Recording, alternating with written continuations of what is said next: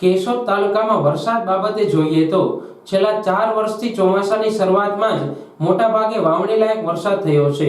ત્રીજા વર્ષે 10 જૂનથી વરસાદ શરૂ થયો હતો। 2 વર્ષ પહેલા 15 જૂનથી વરસાદ શરૂ થયો હતો। ગત વર્ષે 12 જૂનથી મેઘરાજાનું આગમન થયું હતું। છેલ્લા 3-4 વર્ષથી ચોમાસાના પ્રારંભ પહેલા મેઘરાજાનું આગમન થતું આવ્યું છે। 15 જૂન પહેલા વરસાદ થયો હતો, જ્યારે હાલના વર્ષે 15 જૂન બાદ પણ મેઘરાજાનું આગમન થયું નથી। આગાહીકારોની આગાહી મુજબ 20 જૂન પહેલા વરસાદ થાય તેવી ખેડૂતો રાહ જોઈ રહ્યા છે। છેલ્લા 3 વર્ષથી આગોતરી મગફળીના વાવેતરમાં પણ વધારો જોવા મળી રહ્યો હતો। ગત ત્રીજા વર્ષે 4680 હેક્ટરમાં આગોતરી મગફળીનું વાવેતર થયું હતું। 2 વર્ષ પહેલા 5500 હેક્ટરમાં આગોતરી મગફળીનું વાવેતર થયું હતું।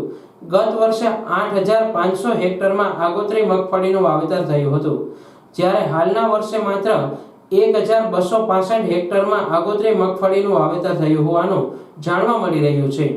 કેશોદ તાલુકામાં આગોતરી મગફળીના વાવેતરમાં ઘટાડો નોંધાયો છે।